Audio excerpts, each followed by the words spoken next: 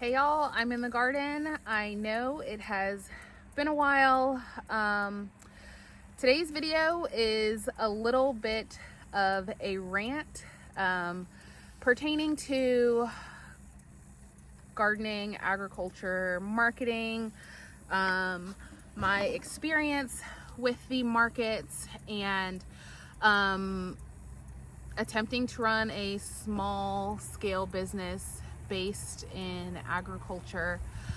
I think that this summer has been very enlightening, to say the least, and pretty eye-opening for me. I think as an outsider or simply a consumer, it's really easy to have these ideas in mind about what the value of a product is, or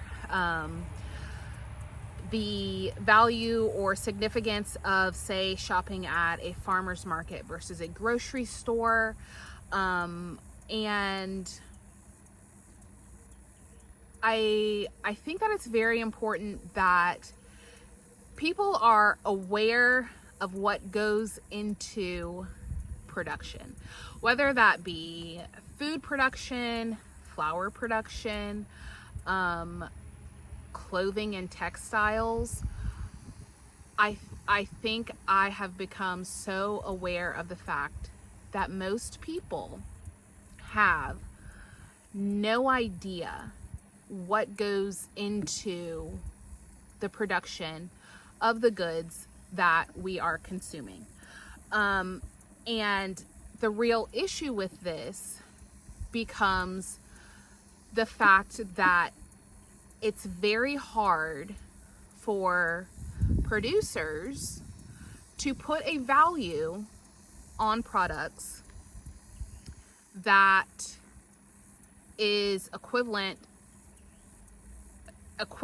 at the bare minimum. We're not even talking a profit here, but placing a value on their product that is profitable without the consumer being in complete and utter shock. Or I feel like I'm kind of all over the place here, but it's difficult to, one, place an appropriate value on a product that is being produced, more specifically an agricultural product. We're talking about something that is perishable. It's here and it's gone. It's got a limited lifespan. It's got a limited shelf life. It needs to be moving on to the consumer quickly. Placing a value on that for a general public who has no idea what has gone into the production of that is very, very challenging.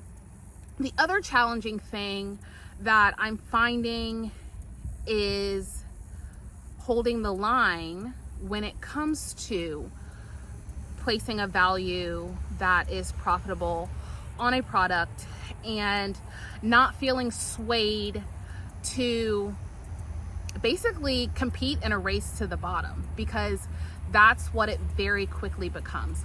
I think it's very easy to feel like the solution is to do more or to grow more or to lower the price.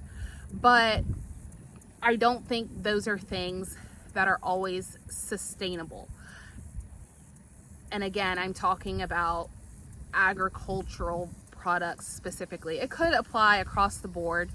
And Kevin urged me to, ask for some input and some insight from our followers or anybody watching this video. But, just to give you guys a couple of examples, some of our spring flowers are being started right now. Some of them will take 140 to 150 days to reach maturity, which means that is an investment in time starting now up until the time that we sell them in the spring. So if that means heating a space to keep them going, if that means additional fertilizers to keep them fed, if that means additional time and attention to make sure they don't freeze or they don't overheat or they aren't being eaten by pests. It's additional investment.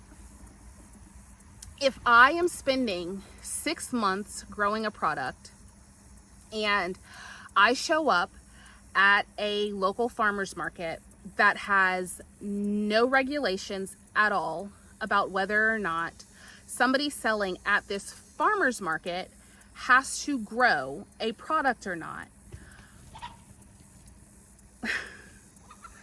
Something spooked the chickens.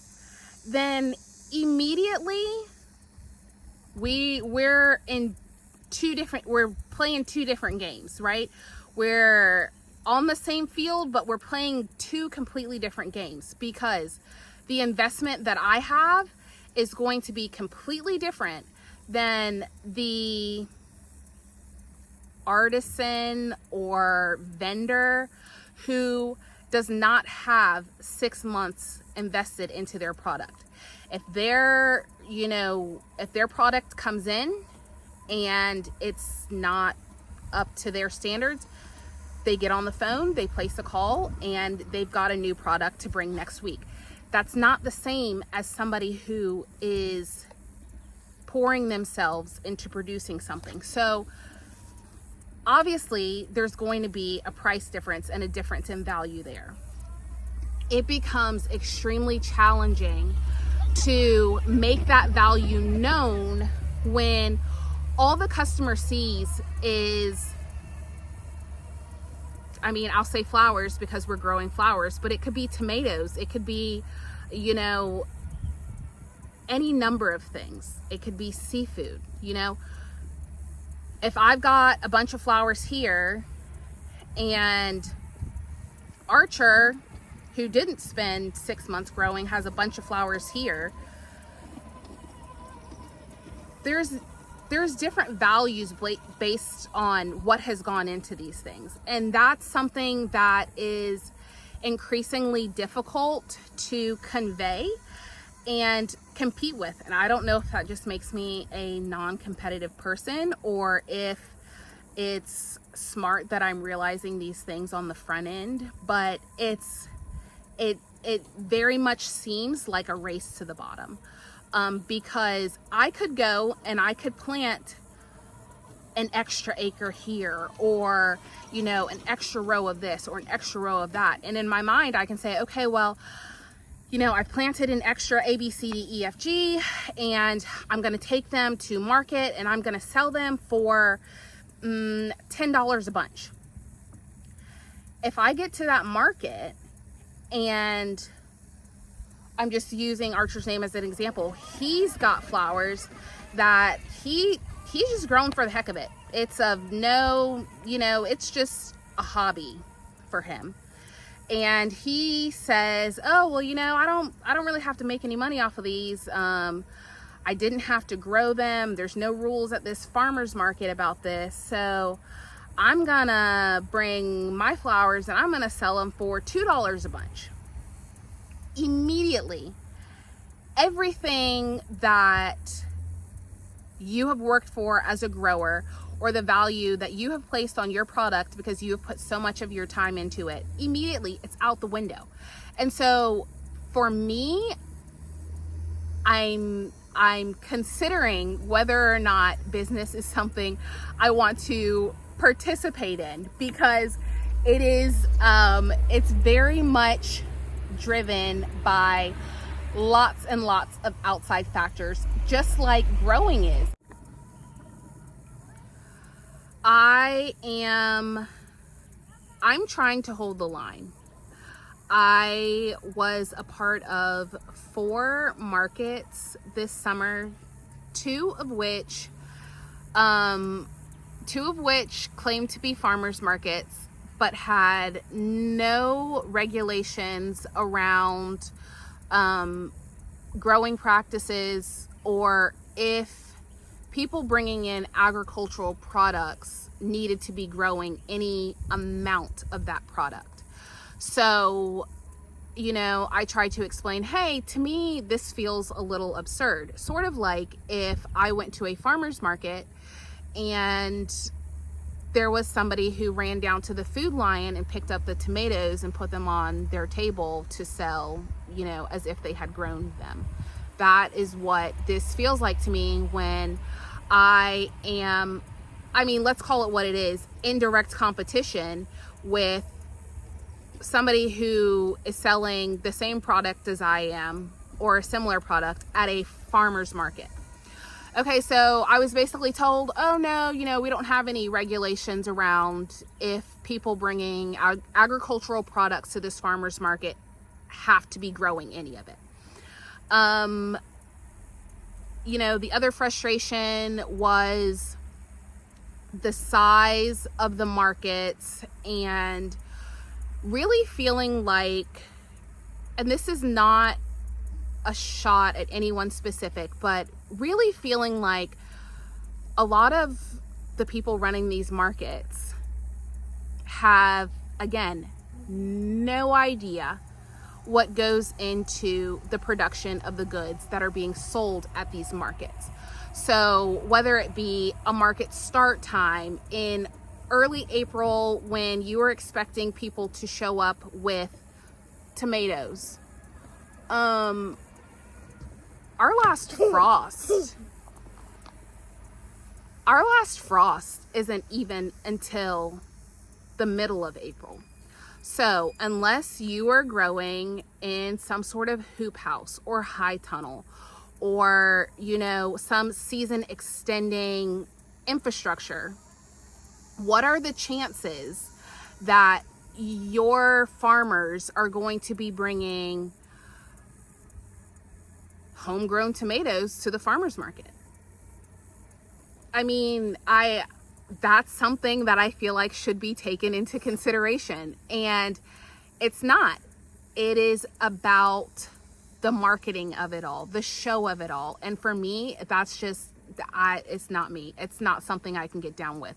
So I am navigating, finding my own lane in the midst of a lot of things I quite frankly just don't agree with. And even if that means, you know, being at home and simply running the farm stand, growing some food, growing some flowers for ourselves and stocking the farm stand. If other people around, if other people selling flowers or produce undercut their product. Mom, Archer doesn't have the color. Look. Archer, do you have the remote? Okay, he says he's got it. If there are people around me undercutting their product and all the customer sees is, oh, well, this one over here is $2 and Summer's over there is $10. What do? I would really, really love some insight. I feel like I am trying to hold the line and place an appropriate value on our products, but it's not something that most people are used to footing the bill for, the actual value behind a product. It's, you know, and it's the same type of person who would say, oh yeah, you go to, you know, this big expensive restaurant. Granted, nobody's taken into consideration the fact that you have probably been given grass-fed beef and beef that's not fed on corn. You will probably be eating seasonal, local, fresh food that hasn't come from, you know, 15 countries away and is 3 weeks old. Maybe the farmer's being paid a livable wage. It's just, oh, the meal was $50. Compared to what? Because we're talking about two completely different things here. Compared to, what? McDonald's? Corn-fed beef and corn bread with who knows what. Like, and again, there's a time and a place, you know. Archer would love some fries from McDonald's if I offered him that right now. But what I'm saying is those two things are apples and oranges. Two completely different products that are not comparable. Sure, I'm sure you could go to Target and get a bunch of flowers for $10 for 5 or 10 stems and not know what went into the production of them, not know what they're sprayed with, not know if the person who picked those flowers even has a decent roof over their head. But I guess I am looking for the customer who is willing to make the other choice. And sometimes that's not always the cheapest choice. And I don't know. If you guys have any insight, I would love to hear it. I'm kind of just in a space of feeling like I want to grow. I want to establish a thriving ecosystem here on our farm. I want the flowers. I want the food. I think that the importance of food production has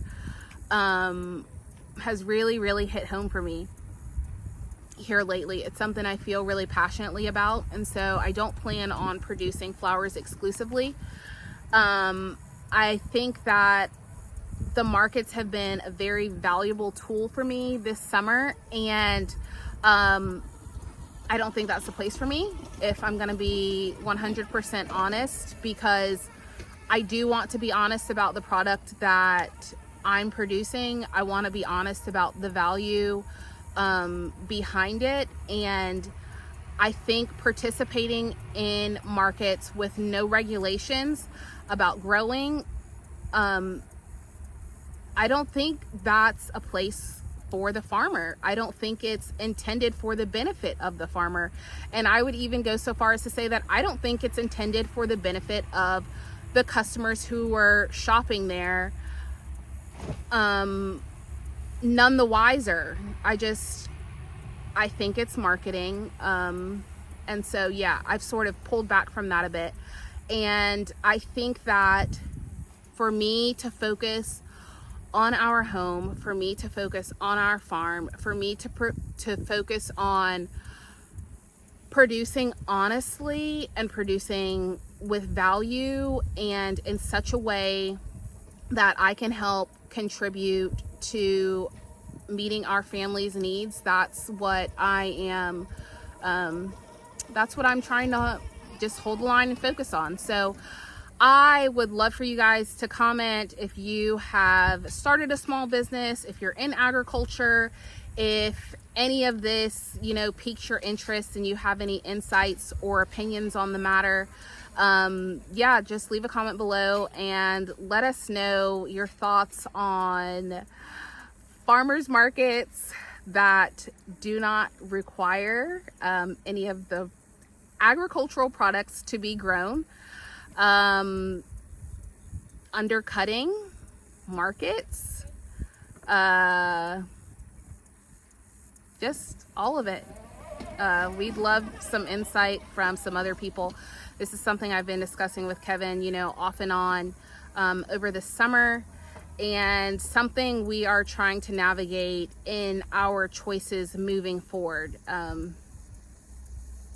Yeah, I honestly, I just feel like sometimes expansion can be a race to the bottom, because you know, if you're gonna compete, you're kind of gonna compete at all costs. And so if somebody comes in to undercut, or if they're just undervaluing themselves without even noticing the fact that it's undercutting, you have a choice to make. Either you're gonna run that race, whether that be to the bottom or not, or you're gonna sort of pull back and say, hey, I need to reevaluate whether or not this is something that's actually working, or not even actually working, like worth my time and my energy or everything that goes into it. So yeah, leave a comment below, and we'll see you guys soon. Bye.